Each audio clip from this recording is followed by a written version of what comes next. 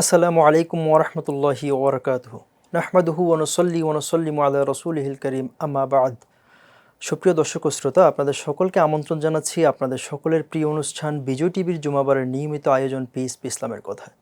সুপ্রিয় দর্শক ও শ্রোতা, আমরা আজ আলোচনা করব শাহাদাতে কারবালা ও ইমাম হুসাইন রাদিয়াল্লাহু তাআলা আনহুর শান ও মর্যাদা নিয়ে।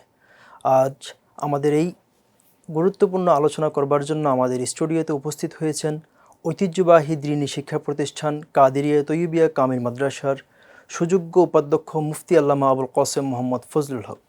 আসসালামু আলাইকুম রহমতুল্লাহ। ওয়ালাইকুম আসসালাম রহমতুল্লাহি বারাকাতুহু। মোহতারাম, কেমন আছেন? আলহামদুলিল্লাহ, ভালো আছি। মোহতারাম, যেমনটি বলছিলাম, আমরা আজ আলোচনা শুনতে চাচ্ছি পবিত্র কারবালা এবং ইমাম হুসাইন রাদিয়াল্লাহু তাআলার শান ও মর্যাদা নিয়ে।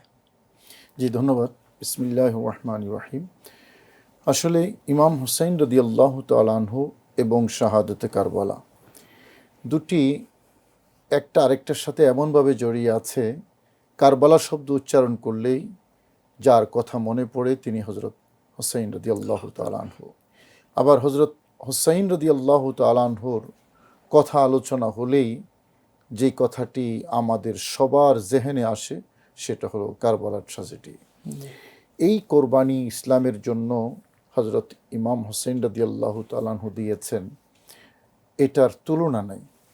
আজকে কাকতালীয়ভাবে আশুরার দিন শুক্রবার, মানে 10 মুহররম। সে কারণে এই দিনটি আমাদের জন্য অত্যন্ত গুরুত্বপূর্ণ।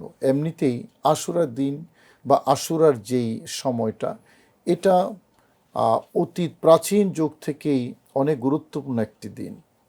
মুহররম মাসের 10 তারিখ নবীদের জীবনে বড় বড় অনেক ঘটনা কিন্তু সংঘটিত হয়েছে, হজরত মূসা আলাইহিস সালাম সহ। তো সেই ঘটনায় এই দিনটি এমনিতেই মহিমান্বিত।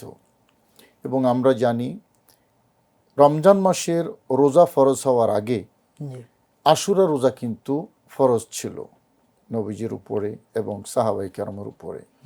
যখন রমজান মাস আসলো তখন আশুরা রোজাটার ফরজ থাকেনি, কিন্তু এটা নফল এবং সুন্নত পজিশনে চলে এসেছে। এখনও দিনদার পরহেজগার অনেকেই আশুরা রোজা রাখেন। এটা যে ফরজটা ছিল, এটার কারণটা কি একটু সংক্ষেপে বলা যাবে? এটা রাসূল করিম সাল্লাল্লাহু আলাইহি ওয়াসাল্লাম যখন মদিনা শরীফ গিয়েছেন তখনও এই রোজাটা, আসলে এটা তো প্রাচীন যুগ থেকেই নবী এবং রসুলদের স্মৃতি স্মারক। মানে হজরত মূসা আলাইহিস সালাম সাগর পার হয়েছেন এই দিন, হজরত নূহ আলাইহিস সালামের যে নৌকা, অনেকে বলেছেন যে সেটা জুদি পাহাড়ে গিয়ে ভিড়েছে এই দিন, হজরত ইউনূস আলাইহিস সালাম যে মাছের পেট থেকে নিষ্কৃতি পেয়েছেন, এটাও এই দিন। এরকম বহু দিনের কারণে আল্লাহ পাক রব্বুল আলামিন এটাকে ফরজ করে দিয়েছেন। কিন্তু আমাদের জন্য আশুরার দিনটা বেশি করে স্মৃতিময়, সেটা হলো হজরত হুসাইন রাদিয়াল্লাহু তাআলা আনহুর কারবালার ট্র্যাজেডির কারণে। কারবালা এমন একটা শব্দ, এমন একটা জায়গা, এমন একটা ঘটনা, ইসলামের ইতিহাস, ইসলাম প্রচার ও প্রতিষ্ঠার ইতিহাস যদি আলোচনা করে তাহলে কারবালা ব্যতীত সেই আলোচনা অসম্পূর্ণ থাকবে। ইসলাম পেয়ারা নবী রাসূল করিম সাল্লাল্লাহু আলাইহি ওয়াসাল্লাম নিয়ে এসেছেন, এবং সেই ইসলাম নবীজি একটি হাদিসে বলেছেন যে মা জালা আমরু উম্মতি কায়েমান বিল কিসত হাত্তা ইসলিমাহু রাজুলুম মিন বনি উমাইয়া ইউকালু লাহু ইয়াজিদ। মোটামুটি সমর্থিত হাদিস, বলেছেন আমার উম্মতের এই ধর্মীয় কাজ স্মুথলি চলবে, মানে এটাকে সর্বপ্রথম এটাকে পরিবর্তন করবে উমাইয়া বংশের একজন, কোনো বর্ণনায় তার নাম সহ নবীজি বলে দিয়েছেন, তার নাম হবে ইয়াজিদ। তার মানে দিনটার মধ্যে, ইসলামের মধ্যে একটা পরিবর্তন, মানে বিকৃতি সাধন করার যে একটা মানে প্রারম্ভিকতা, এটা ইয়াজিদ শুরু করেছে। দিনের মধ্যে যদি বিকৃতি চলে আসে তাহলে দিন থাকে না। যেমন পূর্ববর্তী ধর্মগুলো সেরকম বিকৃত হয়েছে, এখন আর সেগুলার গ্রহণযোগ্যতা নেই। রাসূল করিম সাল্লাল্লাহু আলাইহি ওয়াসাল্লামের এই দিন যখন বিকৃত হতে শুরু করেছে, যার হাতে বিকৃত হচ্ছে সে কথিত আমিরুল মুমিনিন কারো কারো কাছে, তো তার হাতে হজরত ইমাম হুসাইন রাদিয়াল্লাহু তাআলা আনহু বায়াত গ্রহণ করেননি। কারণ তিনি যদি বায়াত গ্রহণ করতেন, মানে আনুগত্য পোষণ করতেন, আনুকূল্য পোষণ করতেন, তাহলে তার এই যে বিকৃতি এবং তার যে কুকর্ম এগুলা কিন্তু স্বীকৃতি পেয়ে যেত। সে কারণেই ইমাম হুসাইন রাদিয়াল্লাহু তাআলা আনহু তার হাতে বায়াত গ্রহণ করেননি, তার আনুগত্য স্বীকার করেননি বলেই ইমাম হুসাইন রাদিয়াল্লাহু তাআলা আনহুকে শহীদ হতে হয়েছে। সে কারণেই হজরত হুসাইন রাদিয়াল্লাহু তাআলা আনহু যে শহীদ হয়েছেন, এটা হলো দ্বীন প্রতিষ্ঠার জন্য, দ্বীনের হেফাজত করার জন্য, সত্য প্রতিষ্ঠার জন্য। রাসূল করিম সাল্লাল্লাহু আলাইহি ওয়াসাল্লাম পূর্ব থেকেই এটা জানতেন এবং ভবিষ্যৎবাণী করে গেছেন। একটি হাদিসের মধ্যে দেখা যায় নবীজি হজরতে উম্মে সালমার সামনে, উম্মুল মুমিনিন নবীজির স্ত্রী উম্মে সালমার সামনে রাসূল করিম সাল্লাল্লাহু আলাইহি ওয়াসাল্লাম হজরত হুসাইন রাদিয়াল্লাহু তাআলা আনহুকে শিশু অবস্থায় খুব আদর করছেন, চুমু খাচ্ছেন, এবং হজরত হুসাইন রাদিয়াল্লাহু তাআলা আসার কারণে নবীজি খুব উৎফুল্ল, খুবই আনন্দিত। ঠিক তার কিছুক্ষণ পরেই নবীজির চোখ পানিতে ভিজে গেল। রাসূল করিম সাল্লাল্লাহু আলাইহি ওয়াসাল্লাম কাঁদছেন। তো উম্মে সালমা রাদিয়াল্লাহু তাআলা আনহা সামনে ছিলেন, বললেন, ইয়া রাসূলুল্লাহ, আপনি এইমাত্র দেখলাম আপনার কলিজার টুকরা নাতিকে চুমো খাচ্ছেন, এত আনন্দিত, এত উৎফুল্ল, আবার এখনই আপনি খুব অঝোরে কাঁদছেন, কারণ কি? তখন নবীজি বললেন যে এই তো জিবরাইল আলাইহিস সালাম আমার কাছে আসলো এবং আমাকে বলল যে আমি যাকে এত আদর করছি, আমার উম্মতের কিছু বিভ্রান্ত পাপিষ্ট দল তাকে শহীদ করে দেবে। এই সংবাদটা শুনে আমার কলিজা আঘাত লেগেছে, আমি চোখের পানি রাখতে পারিনি। তাহলে নবীজি হজরত হুসাইন রাদিয়াল্লাহু তাআলা আনহুর যে শাহাদাতের কথা, তিনি যে শহীদ হবেন, এটা আগেই জানতেন। এবং শুধু জানতেন না, তিনি আবার সাহাবায়ে কেরামকে জানিয়েও দিয়েছেন। শুধু সাহাবায়ে কেরাম না, হজরত হুসাইন রাদিয়াল্লাহু তাআলা আনহুর আব্বা আম্মাও জানতেন, হজরত আলী, হজরত ফাতেমা জানতেন। আরেকটা হাদিসে দেখা যায় হজরত আলী কোনো একটা সফরে যাচ্ছেন, সেই সফরে যাওয়ার পথে এই কারবালার রাস্তা হয়ে যাচ্ছে। কারবালার রাস্তা আমরা জানি হজরত আলী রাদিয়াল্লাহু তাআলা আনহু যখন খলিফাতুল মুসলিমিন, তখন তিনি রাজধানী ট্রান্সফার করে নিয়ে এসেছিলেন মদিনা শরীফ থেকে কুফায়। তখন কুফা ছিল মদিনা শরীফের মুসলিম বিশ্বের রাজধানী। তো তিনি কুফার ওই রাস্তা দিয়ে যাচ্ছিলেন। যাওয়ার সময় তিনি 2 রাকাত নামাজ পড়ে এভাবে মুষ্টি দিয়ে মানে মাটি নিয়েছেন, বালু নিয়ে এভাবে এটাকে নাক দিয়ে যখন গন্ধ নিচ্ছেন, তখন তিনি চোখের পানি ছেড়ে দিয়েছেন এবং তখন বলেছেন যে এখানেই আমার সন্তানকে শহীদ করা হবে। তাহলে তিনি নিজেও জানতেন কারবালায় যে হজরত হুসাইন রাদিয়াল্লাহু তাআলা আনহুকে শহীদ করা হবে, এটা হজরত ইমাম আলী রাদিয়াল্লাহু তাআলা আনহু তিনিও জানতেন। তো এই যে মানে শাহাদাতের চর্চা রাসূল করিম সাল্লাল্লাহু আলাইহি ওয়াসাল্লাম জানতেন, এবং এই কোরবানিটা যে হবে, এটা যে দ্বীনের জন্য হবে, পেয়ারা নবী রাসূল করিম সাল্লাল্লাহু আলাইহি ওয়াসাল্লাম সবাইকে বলে দিয়েছেন। মুহতারাম, খুব সুন্দর করে আমাদেরকে বলছিলেন শাহাদাতে কারবালার ইতিহাস। আমরা আরও শুনবো আপনার কাছ থেকে। সুপ্রিয় দর্শক ও শ্রোতা, সময় হয়েছে বিরতিতে যাবার। ফিরছি কিছুক্ষণের মধ্যে, আমাদের সঙ্গেই থাকুন।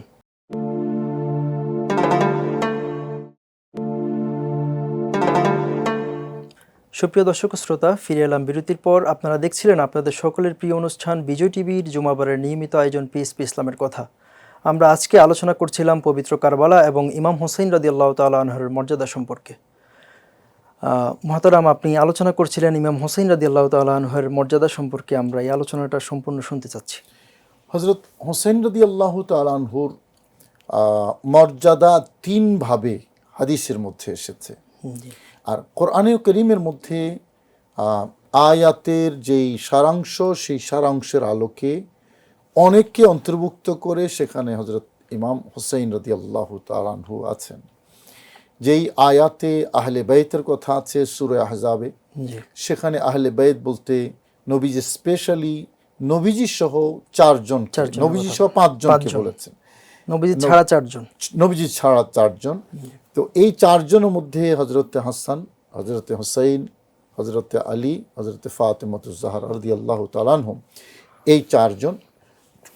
এই চারজনের কথা নবীজি বলেছেন। এবং আহলে কিসা বলা হয়, নবীজি একটি চাদর উপরে এলিয়ে দিয়েছেন এবং বলেছেন আল্লাহুম্মা হাউলাই আহলু বাইতি ফা আযহিব আনহুম রিজসা ওয়া তাহহিরহুম তাতহীরা। আল্লাহ, এরা হলো আমার আহলে বাইত, তুমি তাদের থেকে রিজিস দূর করে দাও, পবিত্রতা দূর করে দাও এবং তাদেরকে তুমি উত্তম রূপে পবিত্র করে দাও। এই আয়াতে হযরতে হুসাইন রাদিয়াল্লাহু তাআলা মর্যাদা আছে।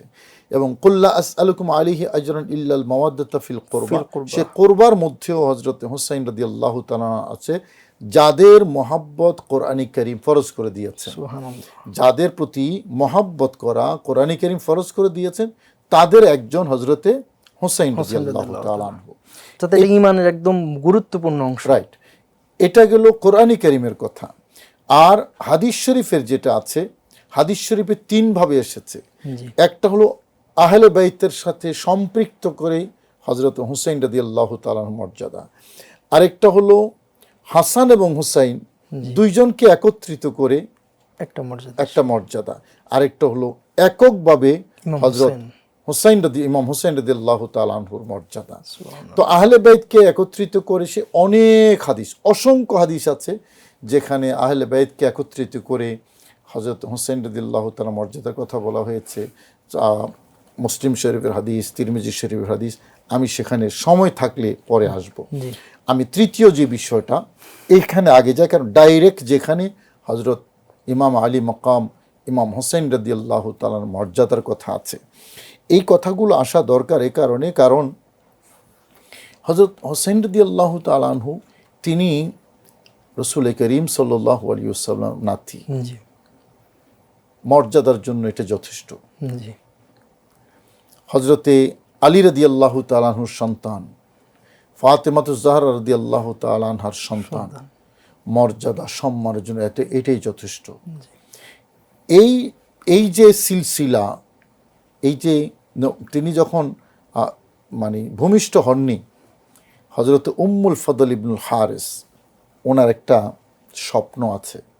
তিনি একটা স্বপ্ন দেখেছেন যে রাসূল করিম সাল্লাল্লাহু আলাইহি ওয়াসাল্লামের দেহ মোবারক থেকে একটা গোস্তের টুকরা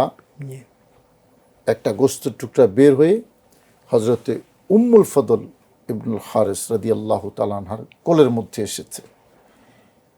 এটা দেখে হযরত উম্মুল ফদল একেবারে তটস্থ হয়ে গেলেন, কি দেখলাম, নবীজির দেহ মোবারক থেকে এভাবে গোস্তের টুকরা, এটা ভাবতে কিরকম লাগে না? মুস্তাদরাক হাকিমের এই হাদিস। নবীজির কাছে এসে বললেন, হুজুর এরকম একটা স্বপ্ন দেখেছি, আমি তো খুব ভয় পাচ্ছি, কি দেখলাম? কারণ নবীজির সামান্য মানে নেগেটিভ কিছু সাহাবায়ে কেরাম সইতে নিতে পারতেন না। তো রাসূল করিম সাল্লাল্লাহু আলাইহি ওয়াসাল্লাম তখন হেসে দিলেন, বললেন, তুমি বরকতময় স্বপ্নে দেখেছো। কি দেখেছি? তো নবীজি বললেন, অচিরেই ফাতেমার ঘরে একটা পুত্র সন্তান জন্মগ্রহণ করবে এবং সেই পুত্র সন্তান জন্মগ্রহণ করার পরে তুমি তাকে কোলে নেবে। সুবহানাল্লাহ। এখনো হযরত হুসাইন রাদিয়াল্লাহু তাআলা আনহু জন্মগ্রহণ করেননি। সে কারণেই নবীজির হাদিস আছে, হুসাইনু মিন্নি ওয়া আনা মিন হুসাইন। সুবহানাল্লাহ। হুসাইন আমার পক্ষ থেকে, আমি হুসাইনের পক্ষ থেকে।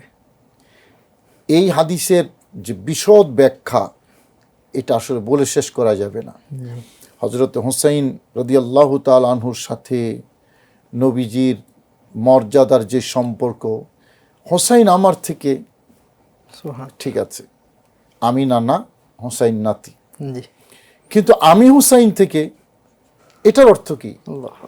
মুহাদ্দিসিনে কেরাম এটার অর্থ অনুসন্ধান করার জন্য ঘাম ঝরিয়েছেন। আমি হুসাইন থেকে অর্থ কি? এটার একটা অর্থ হলো যেটা দিয়ে শুরু করেছি, যে আমি হুসাইন থেকে মানি আমি মানে দিন, জি। তো আমার দিন রক্ষা হবে হোসাইন থেকে, হোসেন দ্বারা, সুবহানাল্লাহ। আমার দিন রক্ষা হবে হোসাইন থেকে। খাজা গরিব নওয়াজ রহমতুল্লাহ আলী ভারত উপমহাদেশে যিনি ইসলাম প্রচার প্রচার করেছেন, করেছেন। তিনি বলেছেন শাহ হস্ত হুসাইন, বাদশাহ হস্ত হুসাইন, दीन हस्त हुसैन, दी पन्ना हस्त हुसैन, सरदाद नदाद दस्त दर दस्त यजीद, हक्का के बिना ला इला हस्त हुसैन। সুবহানাল্লাহ। বলেছেন হুসাইন বাদশাহ, হুসাইন শাহিনশাহ। হুসাইন কোনো মানে যেনতন ব্যক্তি নন, শাহিনশাহ বাদশাহ। দিন হস্ত হুসাইন, হুসাইন দিনের নাম। সুবহানাল্লাহ। নবীজি বলেছেন আনা মিনাল হুসাইন, আমি হুসাইন থেকে, মানে আমার দিন রক্ষা হবে হুসাইনের মাধ্যমে।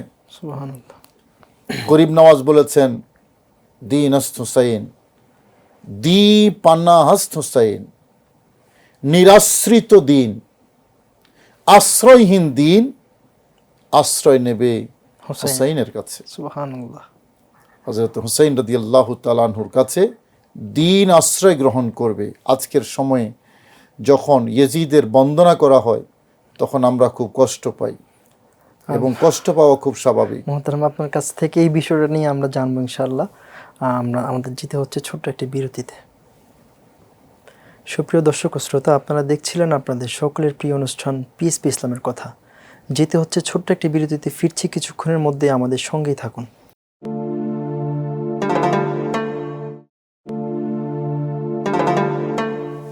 সুপ্রিয় দর্শক ও শ্রোতা, ফিরে এলাম বিরতির পর। আপনারা দেখছেন আপনাদের সকলের প্রিয় অনুষ্ঠান বিজয় টিভির জুমাবারের নিয়মিত আয়োজন পিএসপি ইসলামের কথা। শুনছিলেন ইমাম হোসেন রাদিয়াল্লাহু তাআলা আনহুর মর্যাদা এবং শাহাদাতে কারবালার আলোচনা। মহতারাম, আপনি খুব সুন্দর করে ইমাম হোসেন রাদিয়াল্লাহু তাআলা আনহুর মর্যাদা নিয়ে কথা বলছিলেন। আলোচনাটা আমরা পরিপূর্ণ শুনতে চাচ্ছি।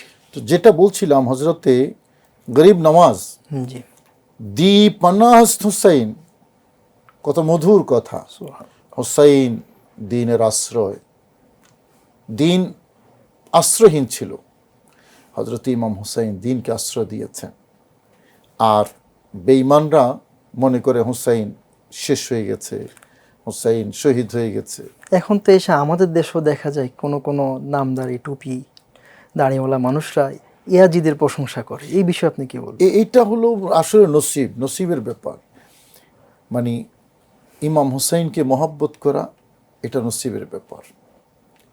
নবীজি বলেছেন সৈয়দা শাবাবে আহলিল জান্নাহ, সুবহানাল্লাহ। হাসান এবং হুসাইন জান্নাতি যুবকদের সর্দার। সর্দার। সর্দার সৈয়দ মানে প্রেসিডেন্ট। জি। সৈয়দা শাবাবে আহলিল জান্নাহ, জান্নাতি যুবকদের প্রেসিডেন্ট হবেন হাসান এবং হুসাইন রাদিয়াল্লাহু আনহুমা। তো যারা জান্নাতের প্রেসিডেন্ট হবেন তাদের মহব্বত না করে, তাদের প্রশংসা না করে হুসাইনের দুশ্মনের প্রশংসা আসলে নসিব। হযরত হুসাইন রাদিয়াল্লাহু তাআলা আনহুর মহব্বত যদি অন্তরে থাকে তাহলে এটা তার জন্য দুনিয়া এবং আখিরাতে কামিয়াবির উসিলা। আর হুসাইনের দুশ্মনী যদি থাকে তাহলে এটা বরবাদির উসিলা। জি। নবীজি বলেছেন আল্লাহুম্মা ইন্নী উহিব্বুহুমা ফাআহিব্বা মান ইউহিব্বুহুমা, আল্লাহ আমি এই দুইজনকে মহব্বত করি, তুমিও মহব্বত করো, তা যারা এই দুইজনকে মহব্বত করবে আল্লাহ তুমি তাদেরকেও মহব্বত করো। সুবহানাল্লাহ বিহামদিহি। নবীজি বলেছেন মান আবগাদা হুসাইনান ফাকাদ আবগাদানি, যে হুসাইনের প্রতি দুশমনী রাখলো সে আমার প্রতি দুশমনী রাখলো। মান আহাব্বা হুসাইনান ফাকাদ আহাব্বানি, যে হুসাইনকে মহব্বত করলো সে আমাকে মহব্বত করলো। তো জবাই করে দিয়েছে, যন্ত্রণা করেছে, কি বলে নির্যাতন করেছে, মস্তক আলাদা করেছে, ডেড বডির উপরে ঘোড়া চালিয়ে দিয়েছে, নিজের হাতে আলী আসগর শিশুপুত্র মানে তীর দিয়ে ঝাঁঝরা করে দিয়েছে নিজের কোলে। আলী আকবর নিজের সামনে শহীদ হয়ে গেছে। এরকম এক এক করে আহলে বাইতের লাশ, সামনে সারি সারি লাশ। সেই জায়গায় এজিদ এবং এজিদ বাহিনী এত নিষ্ঠুর আচরণ করেছে, নবী পরিবারের উপরে যদি নবীর প্রতি একটু লজ্জা থাকে, তাহলে কোনো ইমানদার ইয়েজিদের পক্ষ নিতে পারে না, ইয়েজিদের ভালো বলতে পারে না, কোনো ইমানদার পারে না।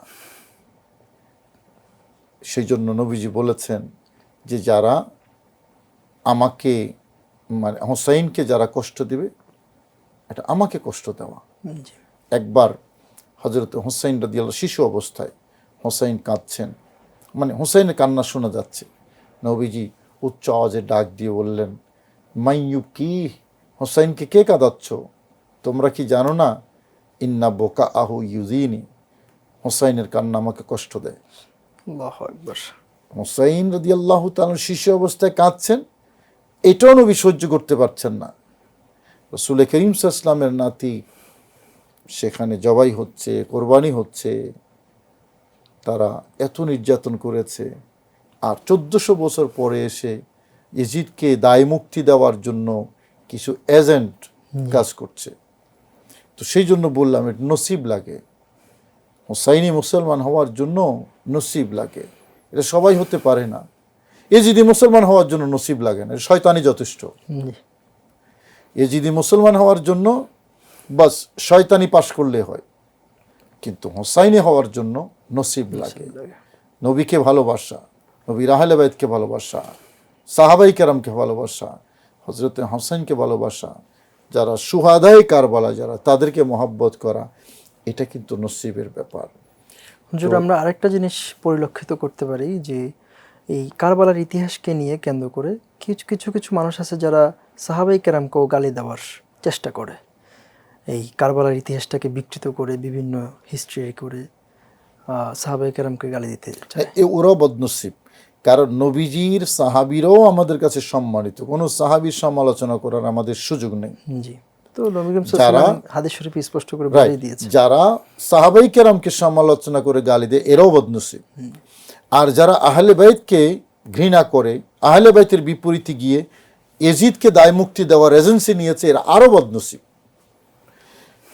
তো যেটা বলছিলাম, রাসূল করিম সাল্লাল্লাহু আলাইহি ওয়াসাল্লাম হযরতে হুসাইন রাদিয়াল্লাহু তাআলা আনহুকে এতটুকু মর্যাদা দিয়েছেন, কান্নাটুকু পর্যন্ত নবীজি মেনে নিতে পারেননি, সহ্য করতে পারেননি। দামেস্কের রাস্তায় হযরত হুসাইন রাদিয়াল্লাহু তাআলা আনহুর মস্তক মোবারক বর্ষার উপর নিয়ে এভাবে ঘুরানো হয়েছিল। পৃথিবীর ইতিহাসে এরকম নিষ্ঠুর আচরণ অন্য কোনো মানুষের প্রতি করা হয়নি যেটা নবীজির নাতির প্রতি করা হয়েছে। তো এত নিষ্ঠুরতা ইতিহাসে ভরা আছে, তারপরও এই বদনসিবগুলো আমরা বাংলা ভাষায় পোড়া কুফাইল্লা বলি আর কি, তাদেরকে এজিদের বন্দনা করে, এজিদের প্রশংসা করে, এজিদ নিষ্পাপ, এজিদের কোনো দোষ নাই। তো করছে কে? এই ঘটনাটা ঘটাইছে কে? ইবনে জিয়াদ তো গভর্নর ছিল। ইবনে জিয়াদ তো গভর্নর ছিল। গভর্নর কি মানে প্রেসিডেন্টের নির্দেশনা ছাড়া, অনুমোদন ছাড়া কোনো কাজ করতে পারে? এরপরে যদি ধরে নেই করেছে, তাইলে পরে শাস্তি কি দিয়েছে? ইসলামে তো কেসাসের শাস্তি আছে, আসলে তাদের তো ইসলামে নেই। এজিদ তো লম্পট ছিল। যাই হোক, এজিদের কথা আজকে না বলি, আমরা হুসাইন রাদিয়াল্লাহু তাআলার কথা বলি। তো হযরত হুসাইন সম্পর্কে গরিব নওয়াজ শেষের দিকে যেটা বলছেন, সরদাদ নদা দস্তে দার দস্তে ইয়াজিদ, তিনি মস্তক দিয়ে দিয়েছেন কিন্তু এজিদের হাতে বশ্যতা স্বীকার করেননি। আর সত্য কথা হলো, লা ইলাহা ইল্লাল্লাহর মানে ব্যানারটা ছিল হযরত হুসাইন। লা ইলাহা ইল্লাল্লাহ মানে দিন, দিনের ব্যানারটা ছিল, মানে দিন রক্ষা করেছেন হযরত ইমাম হুসাইন। এটাই মূলত নবীজি হাদিসে বলেছেন, ও আনা মিনাল হুসাইন, আমি হুসাইন থেকে, মানে আমার দিন টিকে থাকবে হুসাইনের মাধ্যমে।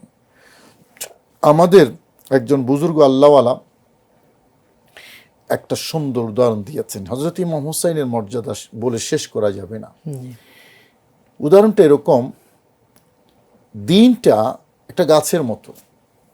আমরা যদি গাছ দিয়ে বুঝাতে চাই, এটা গাছের চারা রোপণ করার পরে এটাকে বড় করার জন্য পানি দিতে হয়, পানি দিয়ে গাছটাকে জীবিত রাখতে হয়, আস্তে আস্তে গাছ বড় হয়। এখন আমি গাছ রোপণ করলাম কিন্তু পানি দিলাম না, তাহলে গাছ টিকবে না। কিন্তু তো পানি প্রথম প্রথম একটু পানি বেশি দিতে হয়, পরে পরে কিন্তু গাছ নিজেই পানি টেনে নেয় মানে জমিন থেকে। তো নবীজি গাছ রোপণ করেছেন ইসলামের, সেই গাছ জীবিত রাখার জন্য পানির প্রয়োজন ছিল। সেই পানি রক্ত দিয়ে হযরত ইমাম হুসাইন ইসলামকে জীবিত রেখেছেন। এক কথায় বলতে পারি ইসলাম জিন্দা হতা হ্যায় হর কারবালা কে বাদ। এবং এটাই ও আনা মিনাল হুসাইন, আমি হুসাইন থেকে। মোহতারাম, আপনি খুব সুন্দর করে পবিত্র কারবালার ইতিহাস এবং ইমাম হুসাইন রাদিয়াল্লাহু তাআলা আনহুর মর্যাদা সম্পর্কে আমাদেরকে বলছিলেন। আমরা আপনার কাছ থেকে আরও শুনবো আলোচনা। সুপ্রিয় দর্শক ও শ্রোতা, আবারও সময় হলো আরেকটি বিরতিতে যাবার। ফিরছি কিছুক্ষণের মধ্যে, আমাদের সঙ্গেই থাকুন।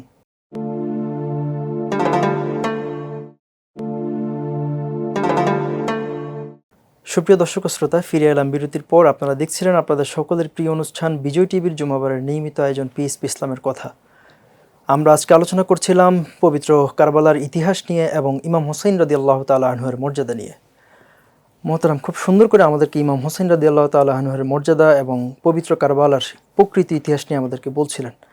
আমরা এই পবিত্র কারবালার ইতিহাস থেকে কি শিক্ষা পেয়েছি আমাদেরকে সুন্দর করে একটু বুঝিয়ে বলবেন।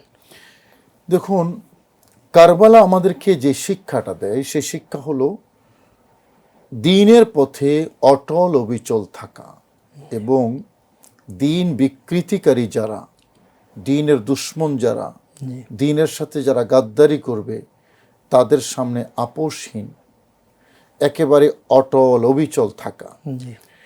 হযরত ইমাম হুসাইন রাদিয়াল্লাহু তাআলা আনহু যারা বলে, দুর্মুখ যারা বলে যে তিনি দামেস্কের রাজত্বের জন্য, সিরিয়ার রাজত্ব পাওয়ার জন্য তিনি এই আন্দোলন করেছেন এবং এই সংগ্রাম করেছেন, আমি তাদের উদ্দেশ্যে বলবো, যাকে জীবিত অবস্থায় পেয়ারা নবী জান্নাতের প্রেসিডেন্ট ঘোষণা করে গেছেন। সুবহানাল্লাহ। তো জান্নাত কি দামেস্ক থেকে ছোট? জি না। সারা আল্লাহ সৃষ্টি জগৎ, গোটা জমিনটা জান্নাতের দরজা দিয়ে ঢুকবে আর বের হবে। সুবহানাল্লাহ। তো দরজা যদি এত বড় হয়, জান্নাত কত বড়? জান্নাতের প্রেসিডেন্ট যিনি ঘোষিত, আল্লাহ কর্তৃক নির্বাচিত এবং মনোনীত, তিনি দামেস্কের রাজত্বের জন্য, সিংহাসনের জন্য লালায়িত থাকবেন, এটা বেকুব ব্যাককল ছাড়া কেউ বলতে পারে না। যদি তাই হয় তাহলে তিনি কি জন্য আন্দোলন করেছেন, কি জন্য নিজের জীবন দিয়েছেন? আবার ঘুরে ফিরে সেখানে আসতে হবে, নবীজির দ্বীন রক্ষার জন্য। কারণ আমরা সবাই জানি ইয়াজিদ পাপাচারী, দুরাচারী, দুষ্কর্মকারী, লম্পট, অত্যাচারী, মানে হেন কোনো কুকর্ম অপরাধ নাই যেটা ইয়াজিদ করে নাই। এবং ইয়াজিদ লালিত পালিত হয়েছে কিন্তু একটা অন্য পরিবেশে, সেই ইতিহাস আমাদের অনেকের অজানা। এবং ইয়াজিদের সাথে খ্রিস্টানদের মাখামাখি ছিল বেশি। সেই ইয়াজিদ, তার দ্বারা এরকম মানে কুকর্ম হবে, এটাই স্বাভাবিক। এখন ইয়াজিদ মদ্যপায়ী ছিল, ইমাম হুসাইন যদি আপোষ করতেন মদ্যপান স্বীকৃতি পেয়ে যেত। ইয়াজিদ ব্যভিচারী ছিল, ইমাম হুসাইন যদি আনুগত্য স্বীকার করতেন ব্যভিচার স্বীকৃতি পেয়ে যেত। ইমাম ইয়াজিদ বেনামাজি নামাজ তরককারী ছিল, ইমাম হুসাইন যদি এই বেনামাজি নামাজ তরককারীর কাছে যদি আনুগত্য স্বীকার করত, এটাও স্বীকৃতি পেয়ে যেত। যাদের সাথে বিবাহ শাদী হারাম তাদের সাথে বিবাহ জায়েজ করে দিয়েছিল ইয়াজিদ। তার মানে সামাজিক জেনার বাজার খুলে দিয়েছে। বিয়ে যদি জায়েজ না হয় তাহলে জেনা হবে, ব্যভিচার হবে। তো ইমাম হুসাইন যদি আনুগত্য স্বীকার করতেন সেটাও স্বীকৃতি পেয়ে যেত। ইয়াজিদ বানর নিয়ে বানর খেলা খেলতো, নর্তকী নিয়ে রাত্রি যাপন করতো, সব কিছু ইয়াজিদের আমলনামা ইতিহাসের মধ্যে পরিপূর্ণ আছে। ইমাম হুসাইন যদি আনুগত্য স্বীকার করতেন, যাকে পরিভাষা বায়াত বলা হয়, তাহলে এই সকল কুকর্ম স্বীকৃতি পেয়ে যেত। ইমাম হুসাইন রাদিয়াল্লাহু তাআলা আনহু নানাজানের নাতি হয়ে ওই পরিবারের সন্তান যেখানে কোরআন নাজিল হতো, সুবহানাল্লাহ। যেখানে ইসলাম এসেছে, তো সেই পরিবারের একজন সদস্য হয়ে যদি এগুলোর স্বীকৃতি দিত, তাহলে দিন আর দিন থাকতো থাকতো না। না। সবাই এটাকে এক্সাম্পল হিসাবে নিত যে নবী পরিবার সদস্য যখন মিউচুয়াল করেছে, জি, বশ্যতা স্বীকার করেছে, সুতরাং এত প্রতিবাদ দরকার নাই। এই শিক্ষাটা আমরা পেতাম, উল্টা শিক্ষা। উল্টা শিক্ষা। কিন্তু এখন আমাদের কাছে শিক্ষা কি? যে দিনের বিপরীতে মাথা নত যারাই করা যাবে না। যত শক্তিশালী রাজা বাদশাহী হোক, যত ক্ষমতাধর ব্যক্তি হোক, দিনকে রক্ষা করার জন্য আমাদের দাঁড়াতে হবে, দাঁড়াতে অটল অবিচল থাকতে হবে। এটা হলো হুসাইনিয়ত শিক্ষা। এবং মানে সামাজিক অপরাধ, ধর্মীয় অপরাধ, এই সবগুলো এটা অপরাধ হিসেবে চিহ্নিত করা, জি, এটার সাথে আপোষকামিতা নয়, বরং এটাকে অপরাধ হিসাবে চিহ্নিত করা। হাদিসের মধ্যে আছে, অপরাধকে যদি কেউ অপরাধ হিসাবে মনে না করে যদি মেনে নেয়, তাহলে আল্লাহ পাক আম আযাব দিয়ে সবাইকে ধ্বংস করে দেবে, আম আযাব দিয়ে। ইমাম হুসাইন। এবং আরেকটা হাদিস আছে, মান রাআ মিনকুম মুনকারান ফালিয়ুগাইয়িরহু বিয়াদি, তোমাদের মধ্যে কেউ যদি এরকম অন্যায় দেখে, শক্তি প্রয়োগ করে এটাকে ঠেকাও, যদি না পারো মুখে বলো, যদি না পারো অন্তর দিয়ে ঘৃণা করো। এবং এটা হলো দুর্বলতম পর্যায় ঈমানের। তো রাসূল করিম সাল্লাল্লাহু আলাইহি ওয়াসাল্লামের নাতির কাছে যেটা প্রত্যাশা, তিনি সেটাই করেছেন। এবং মরে যাওয়া মানে শহীদ হয়ে যাওয়া মানে শেষ হয়ে যাওয়া না। তিনি কতজন? এদিকে 70 থেকে 80 জন, জি, আর বিপরীতে 20 থেকে 22,000 সৈন্যবাহিনী। এটাই তো কারবালার ইতিহাস। তো এখন একেবারেই, এবং তাও নিরস্ত্র, খুব যে বেশি অস্ত্রশস্ত্র আছে তাও না, নিরস্ত্র, পিপাসার্ত, দুর্বল, মানে ক্ষুধার্ত, এই 70-72 জনের বিপরীতে 22,000 সৈন্য। মানে একেবারে অনির্বাজ্য ছিল যে তাদের সাথে পারবে না, অনির্বাজ্যটা। তো এটা ইমাম হুসাইনও জানতেন, হুসাইন রাদিয়াল্লাহু তাআলার সাথে যারা ছিল তারাও জানতেন। তারপরও কেন এই ঝুঁকিতে গেলেন, কেন নিজের জীবন উৎসর্গ করলেন? সব পরিবারে, হযরতে জয়নব এবং হযরতে জয়নুল আবেদিন ছাড়া, কয়েকজন ছাড়া বাকি সবাই তো শহীদ হয়ে গেছেন। এখন এই যে নিশ্চিত অনির্বাজ্য শাহাদাত দেখেও কেন তিনি আপোষ করলেন না? এই হলো কারবালার শিক্ষাটা এই জায়গায়, যে 22,000 হোক 22 লাখ হোক, আমি শহীদ হয়ে যাব, আমি শেষ হয়ে যাব, আমি সংখ্যায় সামান্য, সংখ্যায় কম, কিন্তু ইতিহাস লেখা থাকবে যে আমি আপোষ করি নাই মদ্যপানের কাছে, আমি আপোষ করি নাই বেনামাজির কাছে, আমি আপোষ করি নাই জেনা ব্যভিচারের কাছে, আমি আপোষ করি নাই লাম্পট্য অত্যাচার নির্যাতনের কাছে। এটা ইতিহাস লেখা থাকবে। এবং এই ইতিহাসই এখন ইমাম হুসাইন রাদিয়াল্লাহু তাআলা আনহুকে জীবন্ত রেখেছে। সুবহানাল্লাহ। আর এজিদ জীবিত ছিল, কিন্তু ডক্টর ইকবাল লিখেছেন যে कि हज़रत इमाम हुसैन रदी अल्लाह ताला अन्हुर शहादत असल में मर्ग यजीद است। हज़रत इमाम हुसैনের শাহাদাতটাই মূলত ইয়াজিদের মৃত্যু ছিল। হুসাইন শহীদ হয়ে জীবিত হয়ে থাকলেন, জীবন্ত হয়ে থাকলেন, আর ইয়াজিদ বেঁচে গিয়ে চিরতরে মরে গেলেন। এটাই হলো ইতিহাস। খুব সুন্দর করে আমাদেরকে আপনি পবিত্র কারবালার ইতিহাস এবং ইমাম হুসাইন রাদিয়াল্লাহু তাআলা আনহুর মর্যাদা সম্পর্কে আমাদেরকে জানালেন। আপনাকে আমাদের অনুষ্ঠানের পক্ষ থেকে মোবারকবাদ। জাযাকুমুল্লাহ। সুপ্রিয় দর্শক ও শ্রোতা, দেখতে দেখতে আমরা অনুষ্ঠানের শেষ পর্যায়ে চলে আসলাম। আপনারা দেখছিলেন আপনাদের সকলের প্রিয় অনুষ্ঠান বিজয় টিভির জুমাবারের নিয়মিত আয়োজন পিএসপি ইসলামের কথা। আজকে আলোচনা শুনছিলেন পবিত্র শামে কারবালা নিয়ে এবং ইমাম হুসাইন রাদিয়াল্লাহু তাআলা আনহুর মর্যাদা নিয়ে। আল্লাহ তাআলা আমাদেরকে এই আলোচনা থেকে শিক্ষা গ্রহণ করে নিজেদের জীবনে প্রতিপালন করার তৌফিক দান করুক। সকলকে আগামী পর্ব দেখার আমন্ত্রণ জানিয়ে এখানে শেষ করছি। আসসালামু আলাইকুম ওয়া রাহমাতুল্লাহি ওয়া বারাকাতুহু।